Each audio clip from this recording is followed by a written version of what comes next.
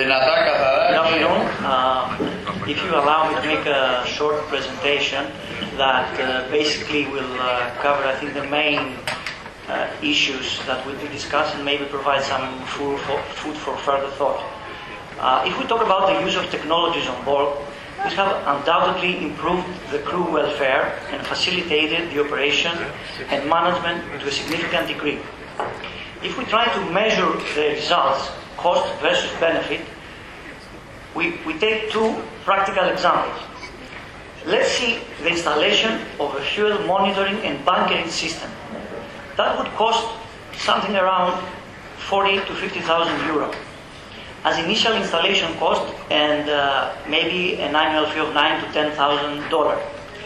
This would provide a return on investment in about 1 year if we manage to save something in the region of 5% in fuel at every bunkering from the cost of fuel that otherwise would have been missed or stolen by the supplier or the crew.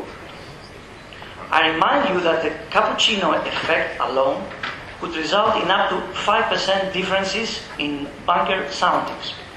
A second example could be the condition-based monitoring system of bear wear and the remote notification to shore personnel. That could save money by preventing a major failure or by simply allowing us to schedule well in advance the dispatch of spares to convenient ports. So instead of having some urgent dispatch, we can schedule well in advance this. So this can result anything between $1,000 per consignment per year up to hundreds of thousands of dollars if we're talking about major parts. So saving and return on investment for modern technologies could be anything between 1 to 3 years. Let's talk about the future changes. The condition-based remote monitoring, yes, I can see it coming in the future. The more hardware costs come down, the more material reliability increases, and with new regulations, especially in Europe, like the MRV, which require reporting and monitoring, I believe in the next 5 to 10 years, the use of this technology will become much more extensive. This will include machinery management, navigation and route planning, it's very important, power management, ballast management, and trim and cargo management. The objective here is to build an increased level of automation to do routine tasks which are better done by machines than humans. What future digital changes we may expect? I see that the next step could be shipping companies having their entire engine rooms wired by satellite to the maker of each unit, transmitting real-time data and maybe under an annual fee to monitor and troubleshoot the condition of machinery directly by the maker or by local authorized workshops. So instead of having people calling the maker, so we are in our shipping companies, and there is a problem with some PLC on board, they will call me, so I have to call the maker. Why not have some direct connection, pay them, and be your superintendent? Another idea under consideration by Maersk currently is to install 3D printers on board to allow the crew to print off spare parts. What is the idea behind all this? We have the digital blueprints of spares being sent by the maker. We have on board 3D printers. We push a button and the crew can print out in several hours the required parts. At present, such a printer for plastic costs something in the region of 25,000 euro or dollar, according to the maker. This will allow us to produce on board the fans of electric motors or some other minor plastic parts. There is also a 3D printer for metals that General Electric use to print out fuel injectors. Currently, this costs maybe around $1 million, so I would preclude it from using it on board at present. What is the idea for a crewless and autonomous ship? This is possible especially in the short sea shipping between fixed ports. There has already been a collaboration between Rolls-Royce and Finn Ferries for a small passenger ferry operating between protected waters in Finland, as well as a bulk carrier company called ESL. Here we could see also the example of Rio Antirio, the connection with some automated ferry. Rolls-Royce, they promise that a remote control ship will be commercially available by the end of the decade. In my opinion, this would be very difficult for the foreseeable future.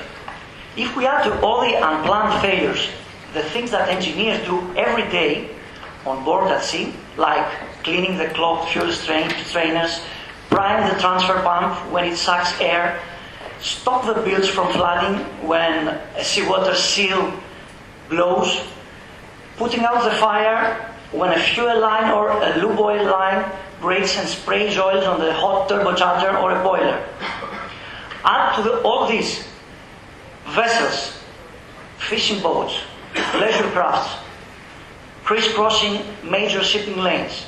Add to all of these cyber attacks and pirates, and we can conclude that at this moment the situation requires the highest level of redundancy and reliability of all equipment on board, which in my opinion it will take time to be implemented. A parameter which has not been mentioned so far is the smart port. From the point of view of short sea shipping, smart ship must be followed by the idea of a smart port if we want to make a difference in productivity. Let's give you an example. If we want to transport a container from a major port in the Netherlands to Sweden via truck, the driver just issues one CMR, and this will be used all the way from the point of loading to the point of discharge. Alternatively, if we want to transport this container via short sea shipping, there are around 12 interactions and checkings between master of the vessel, shipping company, consignee, shipper, terminal, port authorities, customs. Fortunately, since 2010, an effort has started in the European Union to standardize the reporting formalities for ships arriving in and or departing from ports of the member states. EU has introduced the single window, which is a system that allows parties involved in trade and transport to submit once standardized information using electronic data transmission with a single entry point to fulfill all ship, export, import and transit related regulatory requirements. So, isn't there more room for improvement ashore than there is on board? What is going to happen in the future?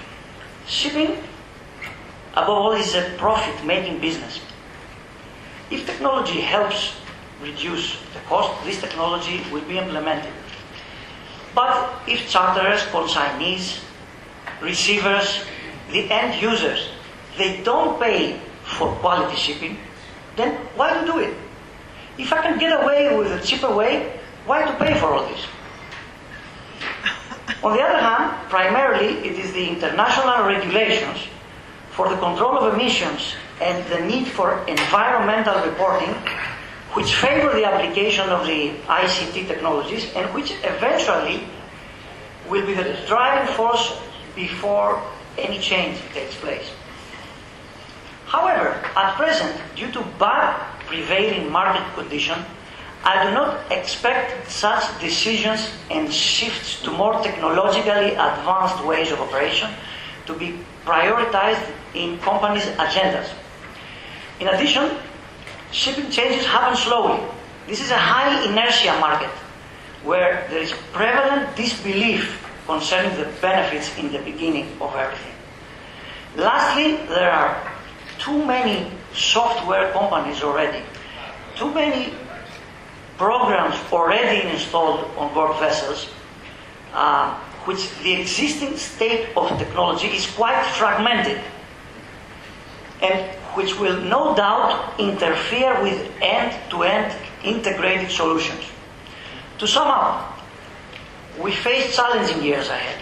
Technology will be implemented, but the integration will be slow.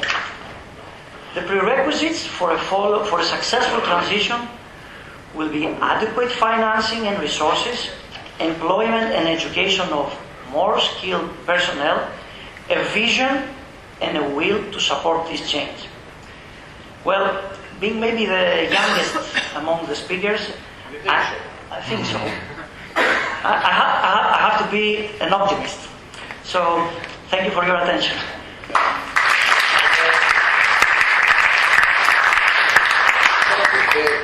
Thank you, Andrea. Thank you very much for your presentation. That was out of program.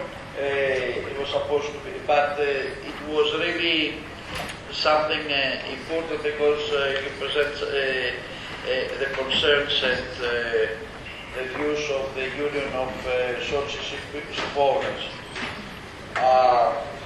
Having said that, I would like to start from Mrs. From my good friend Athina Vezeri, who is the only lady of this panel, and give us a very short view. I mean, we don't want presentation, we just want to start the discussion because she's an experienced electronic woman, the electronic woman of shipping, all right? The electronic woman of shipping. And tell us your views on this towards digitalization of shipping.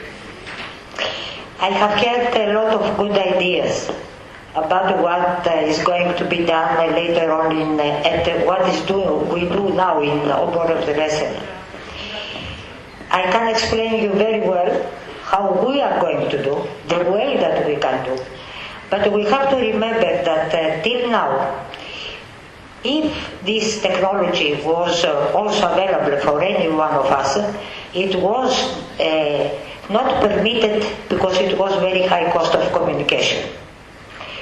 The main reason that we are looking deeply now and started to be a master, the technology, it's because the communication cost is going down, as Mr. Mike Stafford explained, due to the new generation of image and satellite. We have now the new VSAT, and the cost of the internet and the data connection is going really very low, exactly like we have at home. This is the new technology that will permit to shipping to implement all the new application and implementation. So how to do it, it's easy. What is the problem? For my view, this moment we receive huge data. Every shipping company, every vessel, they have access of different data, and we have to evaluate the data and to implement the data. The most important, and this will be the future, is the integration to make simple our life, to develop the tools that they allow to anyone to use very simple all the information based in very based also for the shipping company center for the crew to have the evaluation ready. The most important from my respect is to make the integration correct and to have one platform that allowed anyone outside the inside to do the evaluation, to take the right decision. Another problem that we have is the crew. Not the crew, it's not any problem. But it's the training and education. Because maybe we have all those tools. If we do not have the right data entry, we will not have any result. And that depends on the human factor. This is the most important. I do not believe that the technology can replace the human factor on board. It's not possible. We can see that the last years.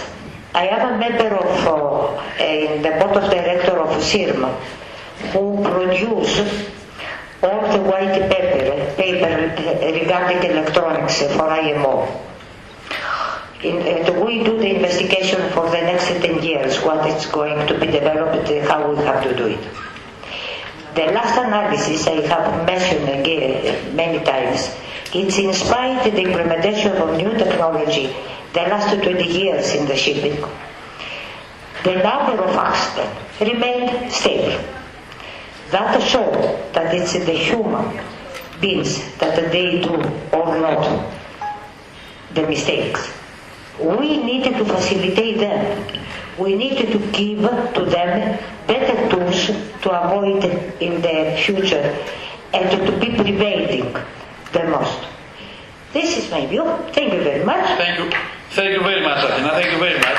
Because you went nicely to the education system and the training system. I want to ask Konstantinos Boulis that he's from Epsilon Hellas, because he's deeply involved in the transformation of the digitalization. His views in a short way. Tell me.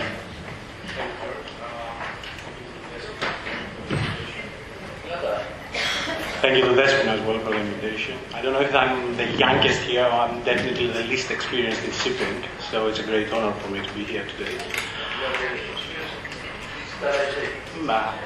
I will try to prove that in the next 5 minutes or so. Actually, I'm talking in my capacity not really as a shipping professional. I am that, yes, but mostly I'm talking as a researcher in the field, because in my previous life I have been an academic.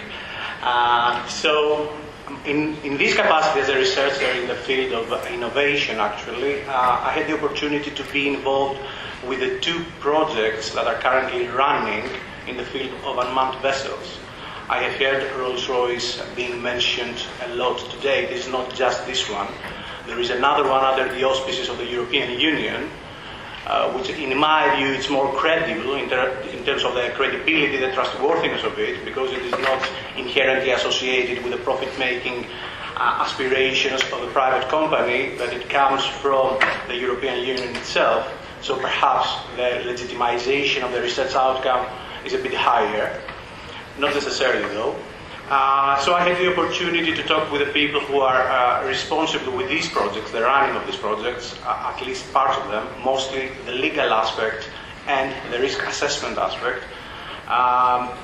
Because first of all, I'm not in a position, I don't have the technical capacity to judge the technical aspects of it. So anything that I say actually, we take for granted that this is possible.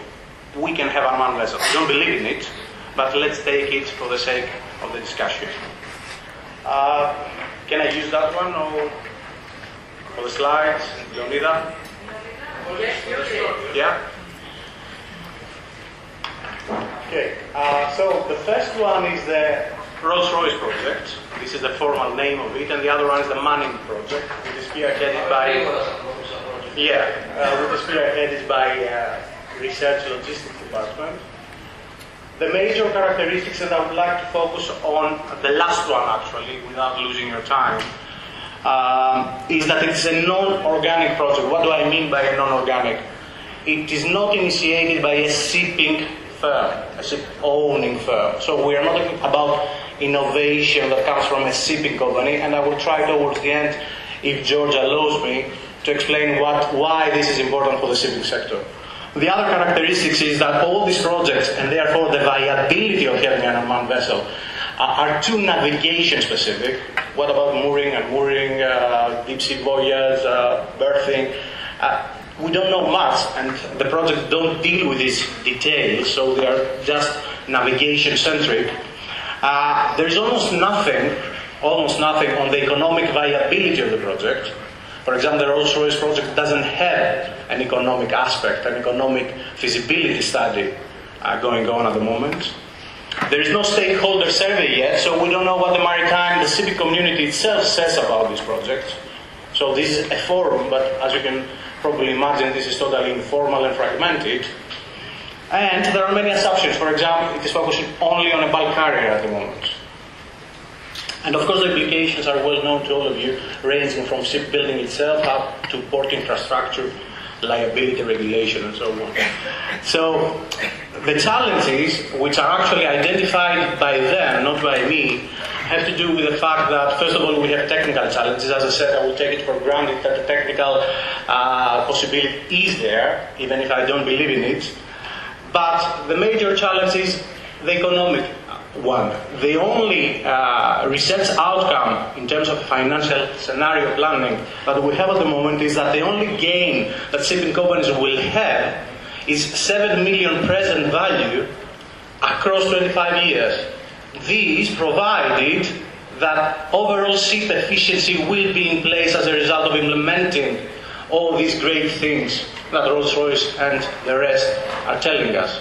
Because if eventually ship efficiency, for example, fuel efficiency is not there, then the gains will be limited to crew saving costs, and the total saving across 25 years will be 1.1 million, which for me is nothing really. It's not worthwhile. Of course, the legal challenge is, in my view, the major challenge, because it requires the reconfiguration of the entire landscape, ranging from huge national variation that currently exists up to the fact that there is no legal framework for autonomous operations in general, not just about shipping. When we are talking about autonomous operations for a car, you mentioned it before, for an airplane, we don't have a legal framework that will actually help us create a map of the implications for autonomous operations. We know nothing. And if we know nothing in terms of legal implications, then nothing can proceed. Nothing can be implemented.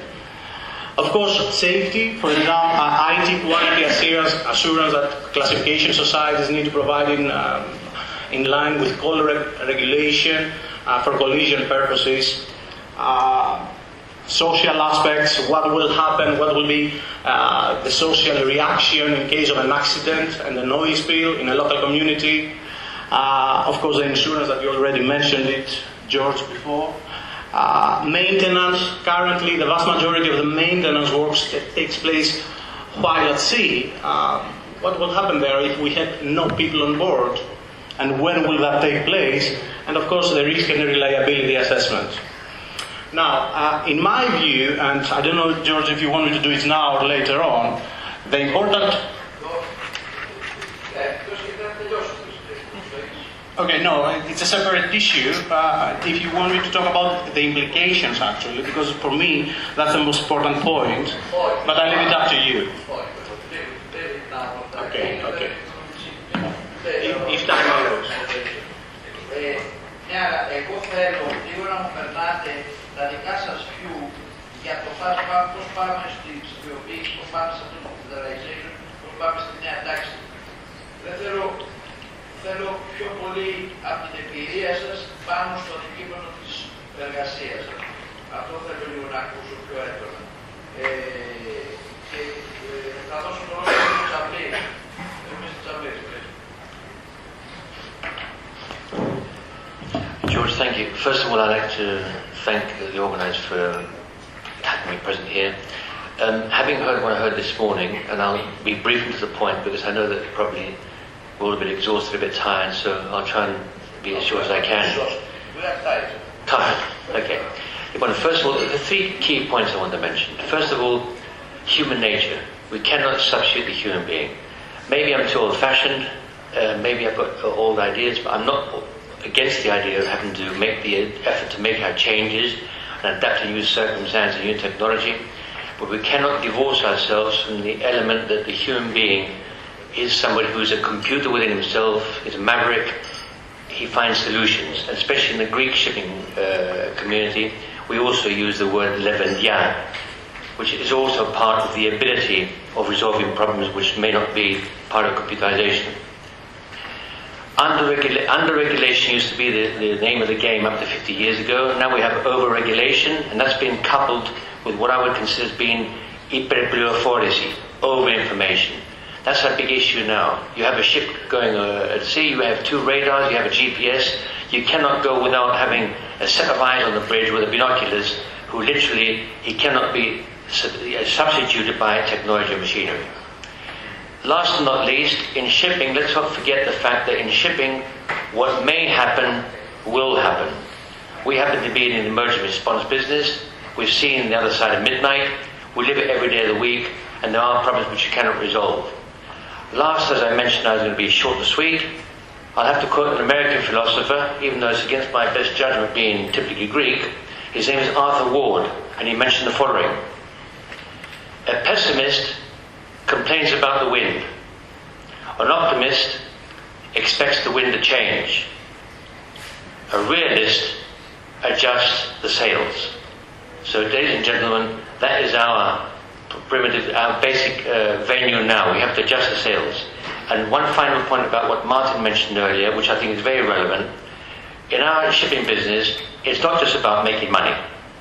A friend here mentioned earlier about profit making and profit making. No, it's not just about making profitability. It's about being creative. It's about having a sense of accomplishment. Don't forget the Greek word plusios. In modern Greek means the guy is full of cash, money, ships and whatever.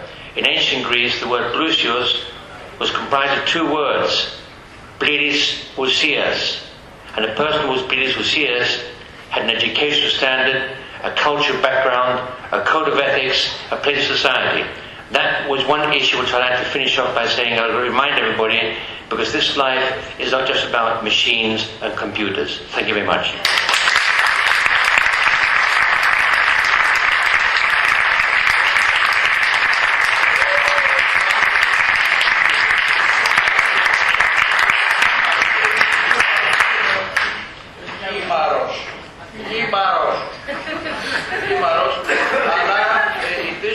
It's everything about money.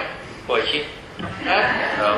At the end of the day, I think Όχι. it is as well. It's the debate. Όχι. And this is the debate that one can applaud. I mean, I fully support what you say, but at the end of the day, sorry to say, there is as well the figure.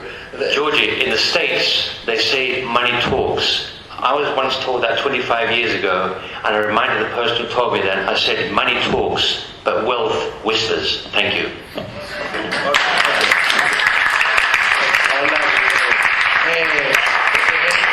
Let's see another man that he started also from, he has been in shipping for more than 30 years, 35 years almost, my friend Michael, to position himself about on the subject.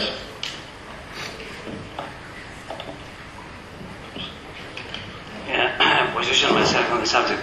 Well, my impression, my expectation actually of this conference was to form an understanding of what the future will hold for shipping, what the ships of the future will look like, especially in connection with the advancement of technology. And I must say that I found the debate between Martin Stofford and John Kustas extremely interesting. However, I have tried during having coffee to understand what the difference of opinion was. I don't think it's been very, huge, very different. The views expressed by each one of them was not very different. Well, Martin, according to my understanding, the conclusion I drew was that Martin was foreseeing a reduced crew vessel going forward, as well as probably a less sophisticated crew. And John was a little bit more resistant to that idea. My own view, if I'm allowed to express it, by way of synthesis, if you like, is that, well, my own experience is that I've been, during the 35 years of my professional experience, I have seen a certain trend, and I see no reason why this trend should change in the future. And the trend that I have seen is that ships have been becoming more technologically advanced, more complicated. The crew has not been becoming better qualified, unfortunately, and the regulations that affect our business have not been becoming simpler or lighter. The opposite happens, and I see no reason why this should not continue into the future. And this is very relevant. This trend is very relevant to the success, the so far success of our sector, of Greek shipping in particular, because the greatest, if you like, ability of Greek ship owners through the years was their ability to adapt to change, to adapt earlier than most, and to adapt in a way that was cost effective, which ensured their competitiveness. So I think that it is almost certain, in my view, that technology will be improving further, and that decisions will continue, major decisions will continue to be transferred from the vessel to the office. We have seen this happening in the last decades. Master's authority have been weakening. Most decisions are now being taken at the office level and less on board, and this will invariably continue. Now, the pace at which this will continue and the way it will be implemented, I think will also make the difference between success and failure in the competitive world that we operate.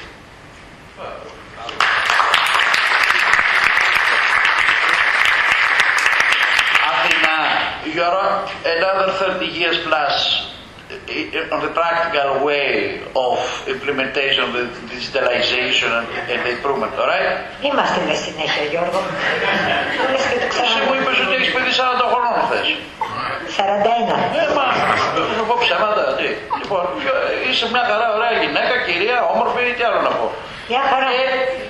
Και εσύ που είπες ότι και πλούσια κατά τον ορισμό του κ. Τσαβλήρη. Και πλούσια για τον ορισμό. Δηλαδή, by all means, ας πούμε, στο πνεύμα, στις γνώσεις κτλ. Και γι' αυτό είναι το ορισμό του κ. Τσαβλήρη. Πέρα από τη βοηθεία. Λοιπόν, έχει από το βιογραφικό που μας έχεις βάλει εδώ πέρα, είσαι. Έχουμε μπει στην ψηφιοποίηση. We have entered the, not entered, is a continuous process, this digitalization. Ο κύριος Μποδρόγλου είπε, Mr. Μποδρόγλου said that everything is turning to be more complicated. Although we have a lot of changes, a lot of... That exactly I explained. It's more complicated. At the end of the day, do you think that all this development, this digitalization creates problems? Who is the winner at the end? What I explained. From the practical side of you. Till now, we developed, and finally it's everything more complicated. What we have to do now is to develop something that is going to make simple what we have developed till now. This is the most important. Yes, but the previous the debaters, they said that at the end of the day, everything has been improved towards the zero tolerance approach. And certainly we have less problems, less problems during operation, less deaths at sea, accidents, etc. No, we do not have less accidents, according to my knowledge. We have exactly the same percentage as in the past, according to IMO analysis. Εσύ το συνερίζεις αυτό που λέει η κυρία Παπακάρη? Do you agree with... In terms of number or in terms of impact? Pollution? Both. Maybe we have the same number of minor accidents, but I believe the greatest bulk of major casualties has been significantly reduced. I think that the legal framework that has been put down in the latest decades has really aided in improving safety at sea. There has been an over-complication, and that's why I think technology will be necessary in order to transfer part of the burden that there is on seafarers to ashore personnel. And this will be achieved with information technology. and with the cheap telecommunications. Yes, we needed to proceed. We needed to proceed to make, but now what we had developed all those years and what we do, because now it's more and more technology is coming. We needed to try to make more user-friendly. This is the most important. To integrate this huge information, all those information, and to make them available in the shipping industry, but in a very simple way. And you have to remember something. With the autonomous and the remote vessel that we will create, we face the new threat with the cyber security, because this is another thing that we have to be very secure software before we install everything on board of the vessel. Okay? I'm going to force us. There is, from our discussion, we have the crew and we have people, the staff on board. All right? Who is more difficult to train? Because you are a specialist. Well, we built on a heritage when it comes to on-board personnel. We already know more or less what to do, but we know nothing on how to train shore-based personnel that will manage autonomous vessels. So in my view, this lack of clarity in this grey area makes me answer your question saying that what we currently do is based on something that we do well for many, many decades. What we are about to do is based on nothing. And nobody really knows. This is not my view. I mean, if you ask the people running the projects, their answer would be more or less the same. But certainly training of the onshore, the shore people, I mean, they call it shore control center, that's how they call it. It's more or less is the job of many other people as well. I just want to respond to Athena earlier that without being too facetious, over-analysis leads to paralysis. That's the big problem. Now, the other thing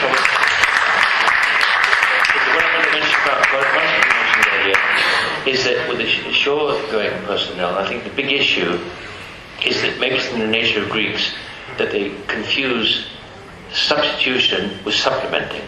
When you have a manager in the office and you want to bring along a trainee, somebody who's going to learn to go and not take over his job, because a typical person in the office is always worried and becomes hostile about thinking that the younger guy is going to take over the job of the older guy. That's not the case. When you're in an expansive mood, a younger generation comes along, a member of the younger generation, to supplement the knowledge of the guy who's on board or is in charge, not to substitute.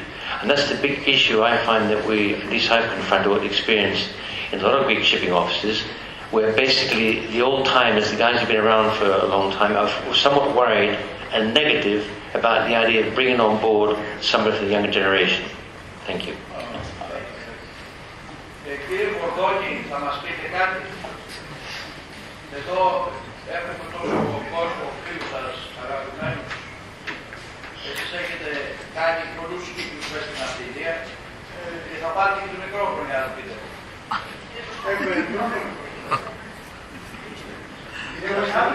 Σας δίνω το δικό μου. I was participating in the Greek Ship Owners Union around the table. And the chairman said, Kalamor Vordonis, come and speak.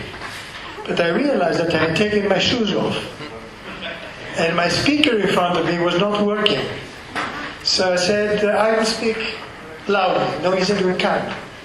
So I had to decide either to search for my shoes under the table or to walk around the big table in the union barefooted. And I walked, and I was so happy because nobody realized. So I'm barefooted now. Anyway, thank you for giving me the chance to talk. I want to say something from my 45 experience in a company which was always trying to be at the forefront of technology, from the times of the very long big computers to the times of automated risk analysis and risk management and performance award. the feeling of this period was that we had always to be very careful to synchronize data development technologies adoption with our capacity as human beings to assimilate. If we were going too fast, we broke the company. If we were going too slow, we were losing the train. Because it was so important to understand the brain capacity, the logic, the influence of emotions, of love, of moment, of teamwork, of interaction for the decision making which is complex in shipping, for the contingencies Mr. Tsabiri said, and the Levidia Mr. Tsabiri said. So I've experienced this effort to be at the forefront and adopt technology, and I've seen the positive results of moving forward in the right pace, and the negative results of going too fast, and the negative results of going too slow. So I think it's very important, and it is a strategic issue for planning the training of the future people of shipping, to have a practical vision of what can happen. I understand what Martin said about the very smart ship and very smart port. We don't want smart ships and smart ports to create dumb people, paralyzed people. So we need to be very careful, and I think we need, when we prepare the people for the future, to develop not only the understanding of information technology and handling it, but to develop the attributes of human behavior that can synthesize complexity and contingency and the unexpected together on a team cooperating spirit to handle the difficulties of the trade. So my feeling in this discussion is, of course we need to go forward, of course we need to be humble and modest for the capacity of the human brain and the human cognitive capacity and perception. And if we do that, we can take technologies, we can use aeroplanes achievements, we can use other industries, but we have to adapt in the loneliness of a big ship in a rough weather. And can I say something very conceptual? Very quickly. I want to tell you about democracy. Shipping and democracy. Shipping and democracy. Data management and democracy. Now, I want to say that what made democracy be born in Greece? I think what made democracy be born in Greece were those seafarers traveling Jason in the nighttime.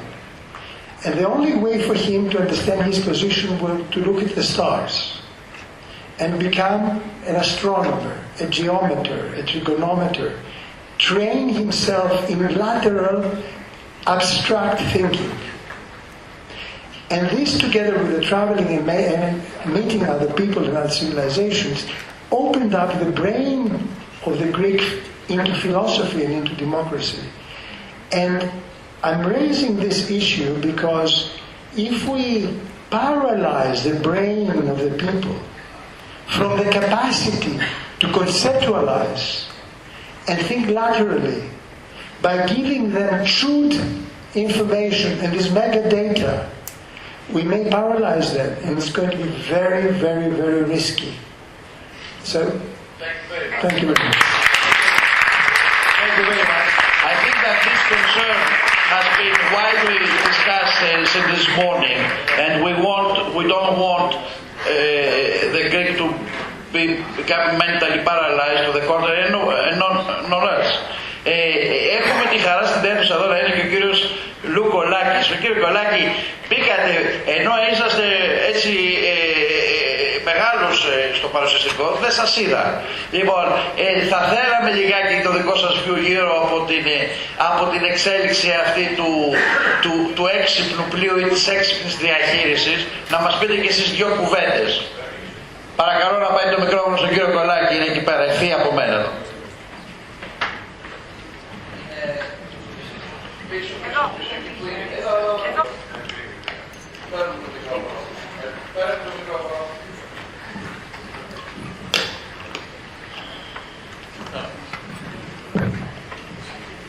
Sorry, I barely crept in. I didn't expect to be speaking.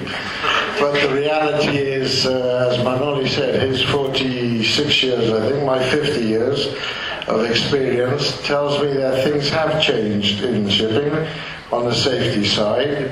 Clearly, all the P&I clubs are seeing a vast reduction in their claims, and that's why hopefully premiums will come down in the future years.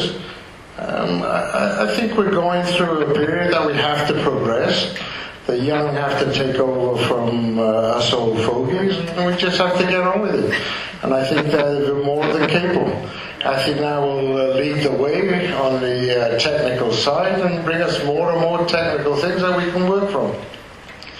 George will solve all our salvage problems, and we can just get on with life. I mean, I think that I said he's going to solve all our technical problems and all our navigational requirements. But I mean, the reality is things are changing. We have to keep pace, and you know, this is for the next generation. The younger generation here should be well on top of the issue, and I'm sure they are. But as I said, I crept in to say hello to everybody, and I'm creeping out. So bye from me. Thank you very much for what you said. And you seem that you are very relaxed and you are not worried about the spread out of the information technology of the development, etc. But you are adjusting it very well in your business. May I have a comment from the audience, please? You can raise any question to anybody. Κυρία Παυλοπούλου. Παρακαλώ ερωτήσεις, όχι τοποθετήσεις για να μπορέσουμε να τελειώσουμε. Yes, I'm doing research and since 2010-2011 when the EU funding was under progress, I attended Brussels meetings and there you could see that Rolls-Royce was having lunch with all the Brussels commissioners and executives responsible on EU funding. At that time I made the question because I asked that autonomous ships will be against the will have a social impact on the crew, on the needs for crew.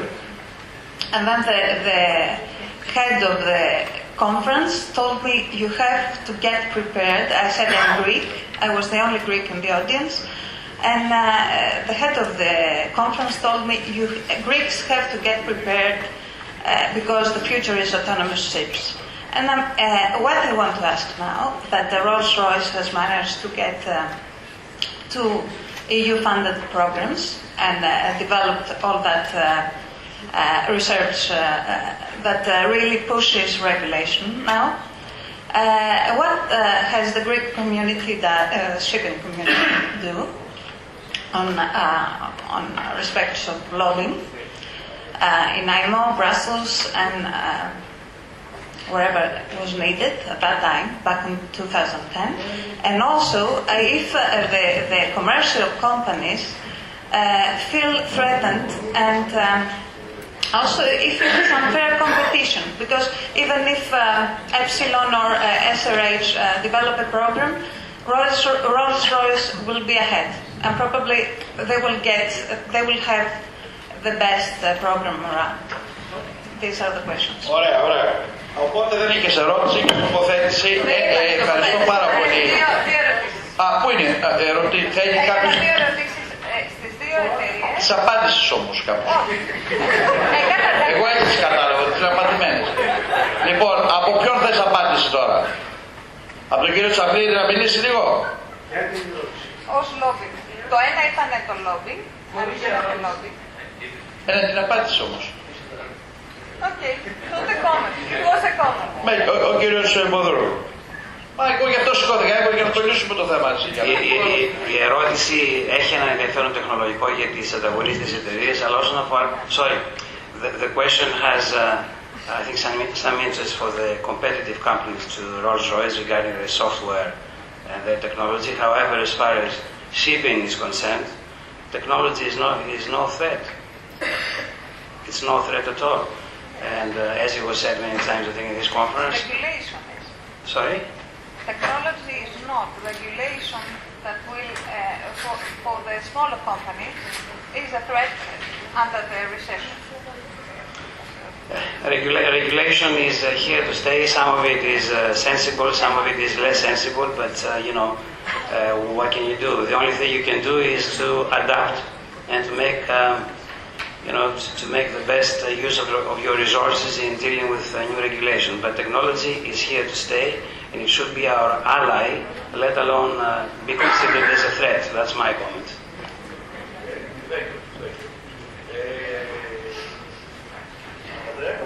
If I understood well, the question is whether there is a Greek lobbying for EU funding of unmanned ships, of autonomous ships. I don't think there is such an issue at present. This is a far too distant plan, so that Greek owners to seek funding for autonomous ships. At present, there is an effort to seek funding to renew the ships to green technology, not for autonomous. This is quite a too distant, in a too distant future plan.